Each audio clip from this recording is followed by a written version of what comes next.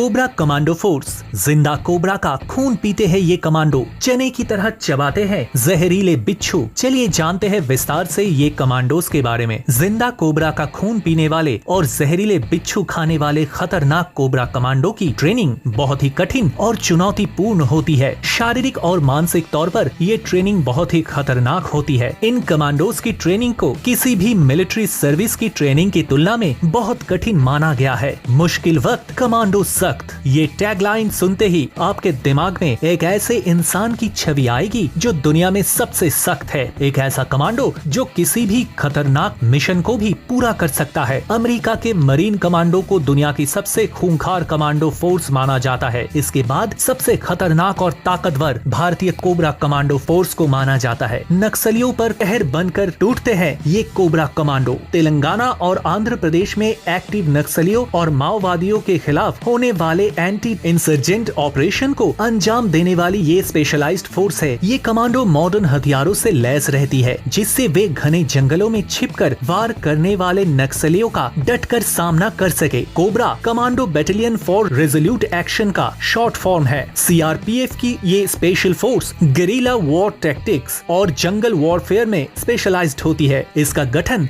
सितंबर 2008 में नक्सलवाद की समस्या से निपटने के लिए किया गया। मिजोरम, छत्तीसगढ़ के नक्सल प्रभावित क्षेत्रों में इन्होंने ऐसे मुश्किल ऑपरेशंस को अंजाम दिया जिससे नक्सलवादियों की जड़ें हिल गई। कोबरा देश के सबसे अनुभवी और सफल लॉ एनफोर्समेंट यूनिट्स में नंबर 1 है। इस बटालियन के commandos INSAS rifle, AK-47 rifle, X-95 Browning high power and Glock pistol, Koch MP5 sub machine guns और Carl Gustav recoilless rifles जैसे अल्ट्रा मॉडर्न हथियारों से लैस रहते हैं। कोबरा कमांडोज की ट्रेनिंग बेलगाम और कोरापुट में स्थित CRPF elite jungle warfare institutions में होती है। इनका मेन टारगेट जंगल में छुपे दुश्मन का सामना करने की टेक्निक सीखना होता है। इनकी ट्रेनिंग 3 महीने तक चलती है। उसके बाद ही कमांडोज को पोस्टिंग की जाती है। चलिए जानते हैं कोबरा कमांडोज ने कब किया नक्सलियों का सफाया। इनमें पहला 17 सितंबर 2009 में दंतेवाड़ा का ऑपरेशन, जिसमें करीब 30 से 40 माओवादियों का खात्मा किया था। इसके बाद 9 जनवरी 2010 में फिर से दंतेवाड़ा के गजरडुंगा में 4 माओवादियों का खात्मा किया और इनके पास से 112 बोर गन समेत कई अल्ट्रा मॉडर्न हथियार जब्त किए। माओवादी साहित्य की किताबें और तस्वीरें भी मिली थी। इसके बाद 11 से 15 जून 2010 में सिंहभूम, झारखंड के PS सोनुआ और बड़गांव जिले के क्षेत्रों में कोबरा की 203 की 8 टीमों द्वारा एक ऑपरेशन चलाया गया, जिसमें सभी माओवादी कैंप को पूरी तरह से नष्ट कर दिया गया था और करीब 12 माओवादी कार्यकर्ता को पकड़ा गया था। अगला ऑपरेशन 23 नवंबर 2016 में 209 कोबरा बटालियन ने झारखंड के लातेहार जिले में 6 माओवादियों को मार गिराया और हथियारों का बड़ा जखीरा बरामद किया। इस ऑपरेशन में कमांडेंट प्रमोद कुमार शहीद हुए, जिन्हें मरणोपरांत कीर्ति चक्र से सम्मानित किया गया। सब इंस्पेक्टर रियाज आलम अंसारी और असिस्टेंट कमांडेंट विकास जाखड़ को शौर्य चक्र से नवाजा गया। ये कमांडोज की सैलरी और दूसरी सुविधाएं भी लगभग अन्य कमांडोज के जैसे ही दी जाती है। फ्रेंड्स, वीडियो कैसी लगी कमेंट्स करके जरूर बताएं और अगली वीडियोस जिस भी टॉपिक पर देखना चाहते हो कमेंट्स करके बताएं और ऐसी ही लेटेस्ट इंटरेस्टिंग वीडियोस देखने के लिए चैनल को सब्सक्राइब करके बेल आइकन पर क्लिक कर दीजिए। अगर आप भी मेरी तरह इंडियन आर्मी को प्यार करते हैं तो कमेंट्स में आर्मी के लिए जय हिंद जरूर लिखें। तो मिलते हैं अगले वीडियो के साथ,